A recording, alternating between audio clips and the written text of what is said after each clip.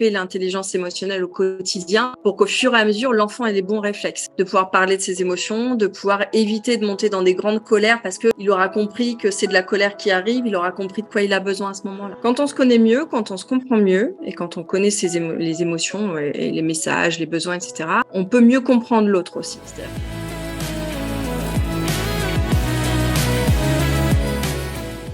Aujourd'hui, j'ai le plaisir d'être avec Sophie Lemillour, qui est sophrologue et également fondatrice de la Bulle des émotions.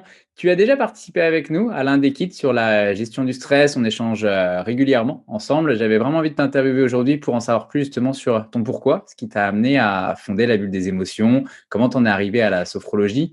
Est-ce que tu peux déjà nous en dire un petit peu plus sur ton parcours? Comment t'en es arrivé exactement à la sophrologie? Moi, c'est parti d'un sentiment de frustration, très clairement. La sophrologie, en tout cas, la bulle des émotions, je l'ai créée suite à un sentiment de frustration parce que j'avais vraiment le sentiment d'avoir un superbe outil à offrir aux enfants, en fait, à transmettre. Et je ne savais pas comment le faire, en tout cas, pas de la bonne des manières, à la meilleure des manières. Et donc, c'est pour ça que j'ai créé la bulle des émotions, pour que ça soit beaucoup plus simple de transmettre cet outil-là aux enfants. La sophrologie, elle est venue bien avant, un an avant, suite à ma grossesse, en fait. C'est une reconversion professionnelle. Hein. J'étais dans une grosse société avant, avec un poste à responsabilité. Et puis la grossesse m'a fait changer mes priorités. J'avais envie de me retrouver plutôt dans un métier où ça me permettait d'accompagner et d'aider au mieux aussi les autres. Au début, donc la sophrologie, c'était vraiment, donc tu dis, tu l'as découvert au fur et à mesure de ta grossesse pour une reconversion professionnelle.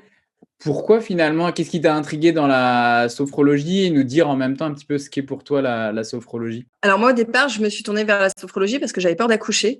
C'était ma première grossesse et c'était vraiment une angoisse que j'avais. Et quand je me suis renseignée autour de moi pour savoir s'il y avait des sophrologues qui pouvaient m'accompagner, à l'époque, il n'y en avait pas beaucoup. En faisant des recherches sur Internet, j'ai vu qu'on pouvait se former et pour moi, c'était un métier qui n'était pas forcément accessible. Et c'est comme ça que j'ai vu que je pouvais me former assez facilement. Et ce qui m'a plu dans cet outil-là, c'est vraiment le côté boîte à outils qu'on peut utiliser en toute autonomie. C'est-à-dire que c'est pas juste un accompagnement, c'est-à-dire que à la fois on va aider les personnes à travers une problématique, mais en même temps on leur fournit tous les outils pour qu'après ils soient capables eux-mêmes de continuer et de traverser toutes les autres difficultés par la suite. J'utilise toujours la métaphore de la montagne, hein, je les aide à monter la montagne et une fois qu'ils sont en haut, ils peuvent recommencer toutes les autres montagnes, ils ont tous les outils à leur disposition. Et c'est ça qui m'a plu. Il y a vraiment une notion aussi de connaissance de soi à travers le corps. Donc ça permet de mieux se comprendre aussi, mieux se connaître. Donc c'est très intéressant dans ce sens-là. Ça entraîne souvent, on remarque avec les personnes avec qui on échange de la sophrologie, des confusions justement, parce que j'ai l'impression que c'est tellement une magnifique boîte à outils où il y a tellement plein de choses qu'on a du mal à définir exactement ce que c'est. Est-ce que tu peux nous donner des exemples justement, qu'est-ce qu'il y a dans cette boîte à outils?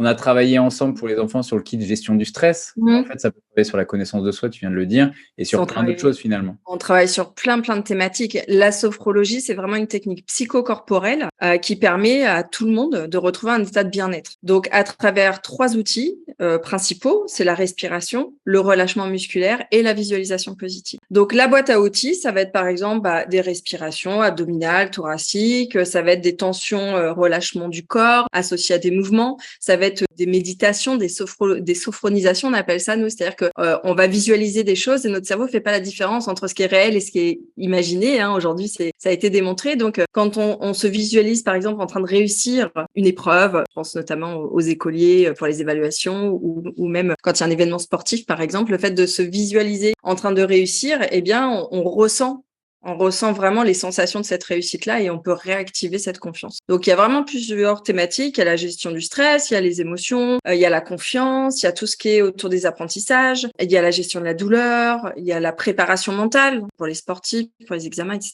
Donc, il y a un champ d'action qui est vraiment très, très large. Et c'est intéressant parce que je trouve qu'on en parle de plus en plus. En ce moment, c'est le championnat du monde de basket. Van Fournier, qui est le capitaine de l'équipe de France, a dernièrement fait une super interview. Il explique qu'il a un sophrologue à plein temps quasiment avec lui.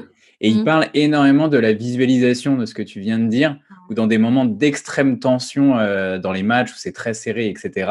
Il a justement tout un tas de visualisations. Il fait vraiment le parallèle avec la boîte à outils que tu disais juste avant, où il a ces visualisations qui sont calées suivant le moment du match finalement qu'il va utiliser. Ouais, ça permet vraiment d'activer tout son potentiel en fait. C'est d'atteindre la meilleure version de soi-même. Clairement, chez les sportifs, ils vont aller activer tous ces souvenirs de réussite. C'est d'ailleurs pour ça, il y a pas mal de sportifs qui ont un geste signal. Je sais pas si tu as déjà remarqué, il y a des gens, ils ont des sortes de rituels comme ça avant, parce qu'avec ce geste, ils vont se remettre dans ces conditions-là. Mais pour que ça fonctionne, la sophrologie, il faut s'entraîner. Donc c'est c'est l'entraînement quotidien. On parle d'entraînement régulier, mais moi je préconise vraiment l'entraînement quotidien. Ça peut aller d'une respiration à une session de 10-15 minutes, mais ne serait-ce qu'une respiration tous les jours, une petite méditation, le fait de se reconnecter à soi, à ses sensations, ça fait que vraiment on prépare, c'est du préventif finalement. Et donc plus on va travailler avec la sophrologie, plus le corps va intégrer ces sensations de bien-être et plus on va être en mesure de les activer quand on en aura besoin. C'est comme la douche du matin, c'est une question d'hygiène, il faut pas s'en passer, quoi. Et justement, j'aimerais qu'on parle un petit peu plus de la bulle des émotions que tu as fondée, qui est des ateliers de sophrologie, pour les enfants. Tu disais justement qu'il y avait cette frustration qui est née un petit peu. Tu peux nous en dire un peu plus sur cette, frustration et du coup, le Oui. concept global de la bulle des émotions? Quand on connaît la sophrologie, on se dit bah c'est génial en fait, c'est un outil formidable. Et les adultes de demain, ce sont nos enfants d'aujourd'hui. Donc comment leur transmettre ces outils-là pour bien grandir et d'en faire des adultes de demain plus sereins. Et quand je me suis pointée devant un groupe d'enfants la première fois avec toute ma bonne volonté et tous ces outils que je sortais de formation, et ben j'ai vu que les enfants ils en avaient pas grand-chose à faire de ce que je leur racontais, quoi. Leur demander pendant 1 heure de fermer les yeux, de rester calme, c'était pas du tout approprié pour eux, sachant que j'animais les ateliers moi le vendredi soir, donc après la semaine d'école, autant te dire que ils avaient juste envie de bouger en fait et pas envie de se détendre. C'est ça la frustration, c'était de me dire mais comment je peux leur transmettre cette boîte à outils là qui est juste superbe. Et en fait je les ai écoutés. J'ai décidé de faire un atelier qui leur ressemble, qui s'adapte à leur rythme, plutôt que l'inverse, parce qu'on leur demande déjà toute la journée à l'école d'être assis, d'être concentrés, et que c'est pas forcément adapté à leur rythme naturel. Et j'avais vraiment envie de leur proposer un espace-temps, dans un espace-lieu, où ils avaient l'autorisation d'être eux-mêmes et d'aller explorer en fait les émotions, le corps, les sensations, les ressentis. Et je leur ai demandé de ce dont ils avaient besoin. Donc voilà, j'ai ritualisé mes ateliers comme ça, c'est-à-dire que j'ai démantelé la séance de sophro de base qu'on nous apprend entre guillemets, et en fonction des besoins de l'enfant, eh bien j'ai pu adapter. Par exemple, dans les ateliers de la bulle des émotions, la première chose qu'on fait, c'est qu'on va faire des exercices pour libérer, évacuer les tensions, parce que les enfants quand ils arrivent, ils ont juste envie de bouger. Donc et l'erreur que je faisais avant, c'est que je recommençais par leur demander de s'asseoir, de respirer, et ça ne prenait absolument pas. Et donc j'ai ritualisé ça avec des temps de parole, des temps d'activité où c'est un peu plus dynamique, avec du jeu aussi, de la participation à plusieurs sur des respirations pour justement favoriser le vivre ensemble aussi. Et puis des moments plus calmes et des moments de relaxation, des moments de méditation. Et l'avantage du fait que ça soit ritualisé, c'est qu'on sait qu'un enfant, en termes de capacité de concentration, c'est assez limité. Ça peut aller de 15 à 40-45 minutes pour les plus grands. Le fait de savoir que là, c'est le rituel de la méditation, mais que ça dure que 3 minutes, l'enfant, même si à ce moment-là, il n'a pas forcément envie de le faire, il va prendre sur lui parce qu'il sait qu'après, il va pouvoir bouger ou il va pouvoir parler. Donc, ça a tout changé. C'est-à-dire que les enfants, quand ils viennent aux ateliers de sophro, maintenant, ils s'amusent. En plus, ils ont des super boutiques qu'ils ramènent à la maison et qu'ils utilisent parce qu'on le fait de manière ludique. Et en plus, on leur apprend on leur permet de développer leur intelligence émotionnelle. C'est de se poser la question, qu'est-ce que je ressens? C'est quoi une émotion? Comment ça fait dans mon corps? Qu'est-ce que ça a à me dire? Une émotion, c'est pas négative. Elle a toujours quelque chose à raconter. Donc, c'est de leur expliquer ça, de dire, ok, on a le droit d'être en colère, on a le droit d'avoir peur, on a le droit d'être triste. Qu'est-ce que ça me renseigne sur moi? De quoi j'ai besoin à ce moment-là? Donc, c'est vraiment leur apprendre à être mieux au quotidien et à mieux vivre avec les autres aussi. Surtout au début quand on a lancé Osmose et encore même maintenant, c'est vraiment notre cheval de bataille. C'est pourquoi on a créé la start-up, c'est de se dire pourquoi on n'enseigne pas ça à l'école. C'est tellement important et c'est tout aussi important que les fondamentaux français, maths.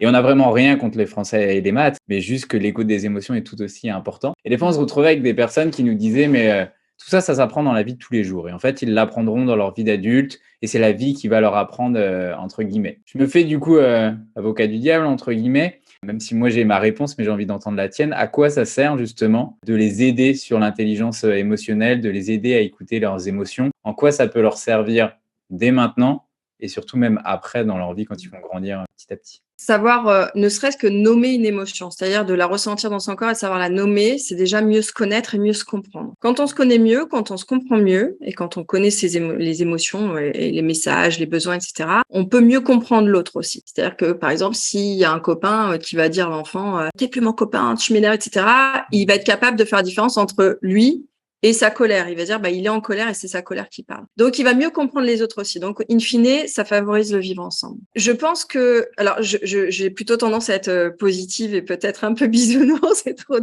mais j'ai l'impression en tout cas que les choses changent aujourd'hui et que c'est de plus en plus présent. Et donc, je suis assez confiante sur l'idée que aujourd'hui, c'est de plus en plus présent et à notre génération, les parents faisaient ce qu'ils pouvaient, mais on leur a pas appris la bienveillance, l'écoute des émotions. C'était ne pleure pas, calme-toi. Donc, aujourd'hui, les choses sont en en train de bouger, même s'il y a encore des amalgames qui se font entre l'éducation bienveillante et puis le laxisme. Mais en tout cas, il y a des choses qui se mettent en place. Ce que tu disais par rapport aux matières, je suis complètement d'accord avec toi. Avec la bulle des émotions, on a créé des ateliers sophropédagogie qui sont destinés aux enseignants. C'est une formation pour les enseignants afin qu'ils puissent mettre en pratique de la méditation, de la sophrologie, du brain gym, enfin plein de techniques pour permettre aux enfants de mieux apprendre. Donc, ils vont avoir des parcours à apprendre, à mettre en place tout au long de leur journée sans perturber le programme. C'est-à-dire qu'à l'entrée des enfants, ils vont faire une petite méditation. Entre chaque matière, ils vont faire une respiration, par exemple. Après la cantine, il va y avoir une petite visualisation. Il va y avoir des exercices pour évacuer les tensions avant les évaluations. Et donc, les enseignants vont choisir entre 5 parcours, le parcours vivre ensemble, confiance, mémorisation, concentration, émotion. Et donc, tous les jours, ils vont pouvoir accompagner les enfants avec des choses qui sont déjà pré-rédigées, hein, donc ils n'ont plus qu'à lire et animer. Avec ça, on espère pouvoir entrer un peu plus encore dans les écoles, on y intervient déjà, mais de pouvoir répondre à un vrai besoin des enseignants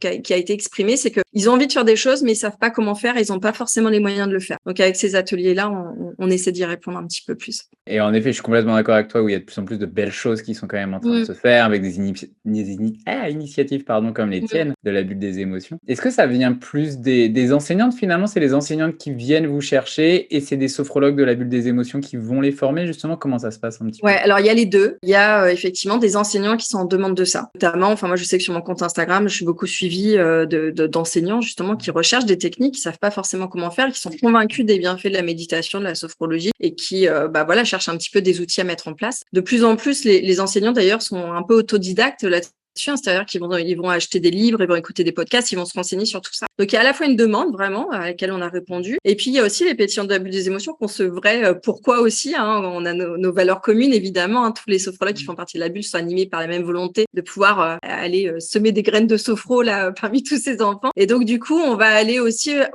vers les écoles pour leur dire, voilà ce qui existe, est-ce que ça vous intéresse? Et donc, la plupart du temps, c'est « Oh, mais c'est génial, en fait, parce que ça perturbe en rien le parcours, ça prend pas plus de temps. Et en même temps, les résultats sur les écoles où on est intervenu, c'est qu'il y a plus de concentration, plus de confiance, les enfants ont moins peur de l'échec, il y a beaucoup plus d'autonomie aussi. Et ça permet à l'enseignant, du coup, de se dégager un peu plus de temps pour faire du différentiel. C'est-à-dire tous les enfants sont pas identiques. On sait qu'il y a des enfants qui ont plus de difficultés. Et donc, ça permet de porter un peu plus d'attention aux enfants qu'on en ont besoin et en même temps de responsabiliser ceux qui sont un peu plus à l'aise, développer le vivre ensemble, donc pouvoir aider les copains. Vraiment tout ça qui se développe et les premiers retours, en tout cas, sont super bons. Ouais. Et on a quelques-unes des personnes, des sophrologues qui sont à la bulle des émotions qui nous ont rejoints en tant qu'ambassadrices Osmose. Il y a une chouette complémentarité qui est en train de se faire.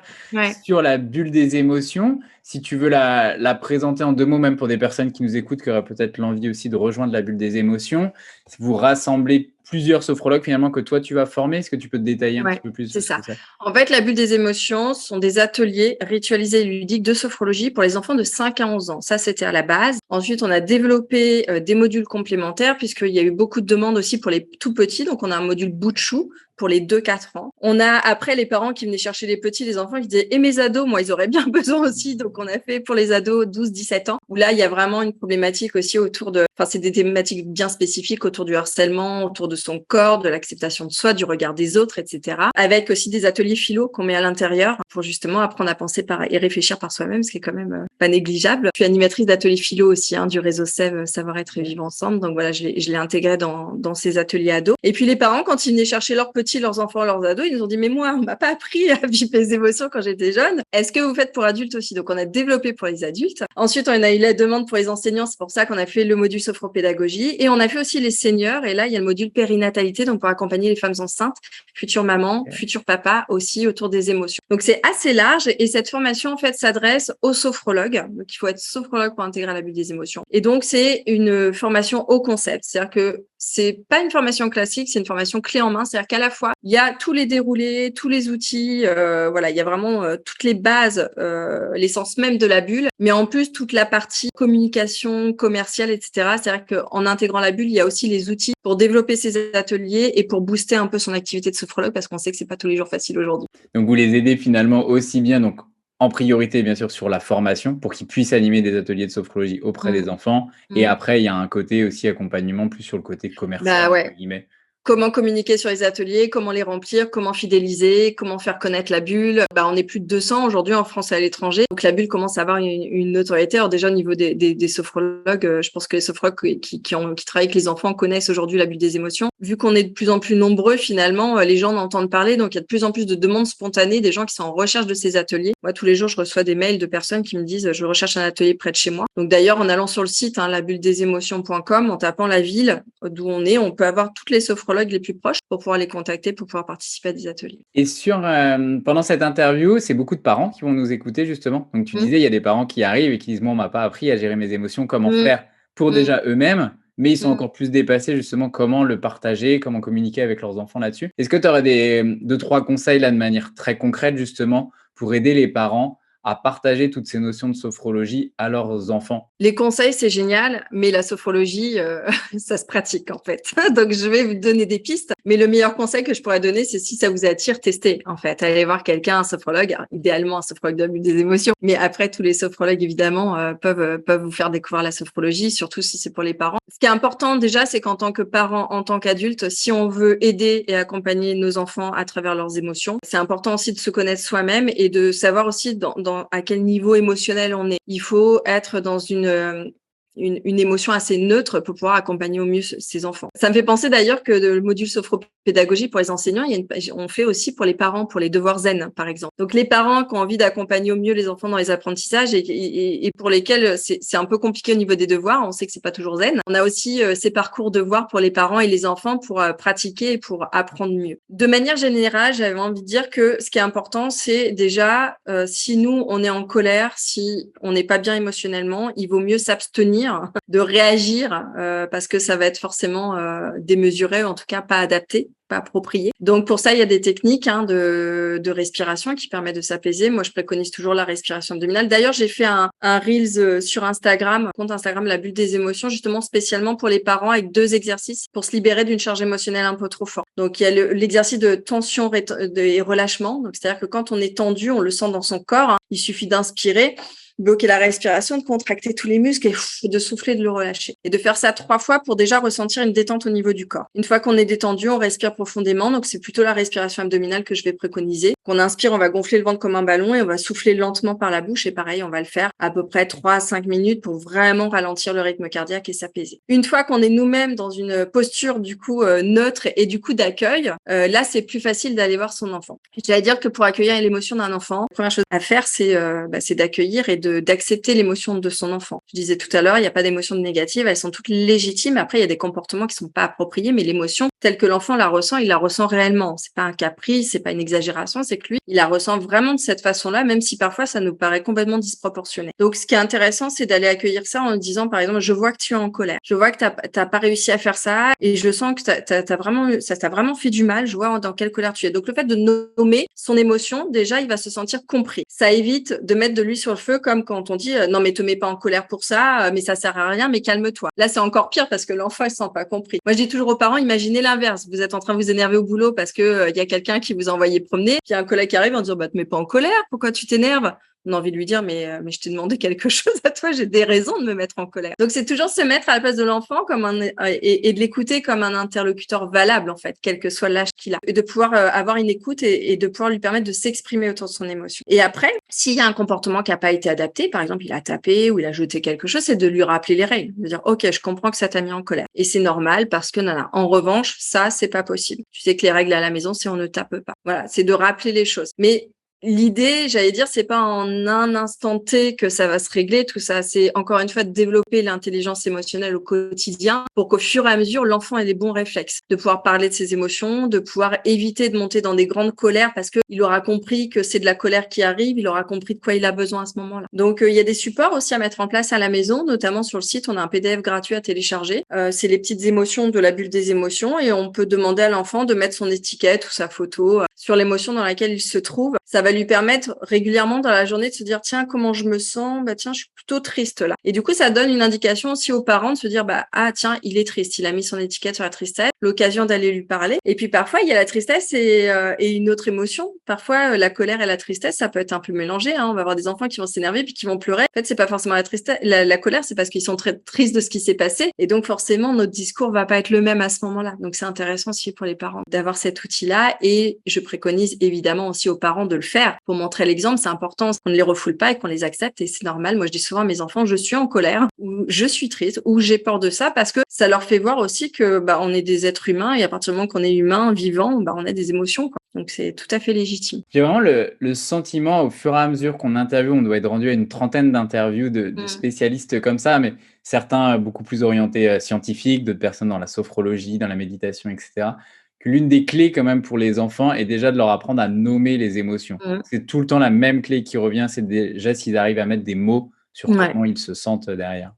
Bah, oui, c'est mieux se comprendre en fait. Disons que c'est compliqué d'aller comprendre les autres et de favoriser le vivre ensemble si déjà nous-mêmes on se comprend pas. Ça permet d'avoir cette intelligence et ce recul nécessaire quand les choses nous arrivent de nous dire bah en fait ça ne m'appartient pas. C'est parce que cette personne est en colère ou elle a peur de ça, etc. Moi je sais que j'arrive vraiment à faire la part des choses quand parfois on a que ça soit dans le couple, dans la famille, auprès des amis, des mots parfois et par quelqu'un qui est pas forcément habitué à ça ou qui va avoir des problèmes émotionnels peut être susceptible d'un mot, d'une attention, d'un manque d'attention. Alors que quand on sait comment on est, quand on se connaît et quand on arrive à percevoir l'émotion chez l'autre, on comprend en fait que c'est son émotion qui parle à ce moment-là.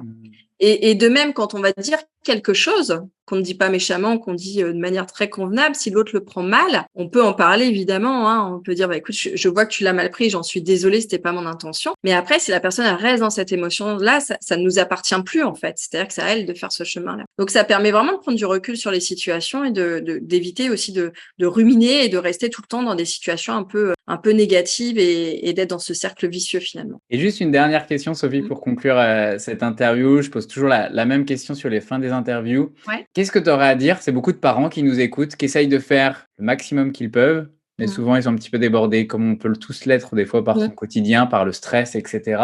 Est-ce que tu aurais un dernier message à leur partager justement, qui continuent justement leurs différents efforts? Oui. Moi, ce que je dis toujours en consultation, c'est on fait toujours du mieux qu'on peut. On est tous parfaitement imparfaits et qu'il faut arrêter de culpabiliser aussi. Parce que aujourd'hui, évidemment, on a plein d'outils. Tout le monde nous dit, il faut faire ci, il faut faire ça. Donc, on se sent un peu nul quand on n'y arrive pas. Moi, on me dit, ah, t'es sophrologue, tu fais la bulle des émotions. Jamais tu dois t'énerver. Non, évidemment que je m'énerve. Sauf que j'ai peut-être plus de conscience. C'est-à-dire que quand je vais m'en rendre compte, j'ai ce recul nécessaire pour me dire, OK, je vais me calmer et je peux aller voir mes enfants, même s'ils sont petits, m'excuser après en disant, je suis désolée, j'ai crié, j'étais en colère. On fait du mieux qu'on peut et il n'y a pas d'échec, il n'y a que des apprentissages. L'idée, c'est qu'à chaque fois qu'il se passe quelque chose, une situation, on a l'impression de ne pas avoir géré correctement. C'est d'essayer, une fois que l'émotion est partie, de refaire un point sur ça en se disant, tiens, c'était quoi le point de départ? C'est quoi le déclencheur? Et comment j'aurais pu faire différemment? Et d'en parler avec l'enfant aussi, justement, pour éviter que ça se reproduise. Donc, c'est vraiment ça. Et surtout, le dernier conseil, c'est que quand on sent qu'on est dépassé et que parfois on n'en peut plus, parce que quand on est dedans, bah, on a plus cette motivation à nouveau de se dire, allez, cette fois-ci, on y va. Et ben, c'est d'aller consulter. Je pense que c'est complètement légitime et ça fait du bien d'être soutenu. Et parfois, le fait de faire intervenir une personne tierce, ça change tout, en fait. Moi, mes enfants, je leur fais pratiquer depuis qu'ils sont tout petits, donc ils sont habitués. Mais j'ai plein de collègues sophrologues dans la bulle, par exemple, qui, quand ils intègrent la bulle, ils essaient de pratiquer avec leurs propres enfants. Bah, ça marche pas toujours parce que quand on est le parent, forcément, c'est vrai, tu me saoules avec ta sophro, ils ont pas envie forcément de le faire. Donc, d'aller pratiquer, je pense que c'est le meilleur des conseils quand nous, on se sent dépassés par la situation. Merci beaucoup, Sophie, pour toutes tes réponses et pour tous tes Merci à partages. toi. À bientôt. Merci beaucoup.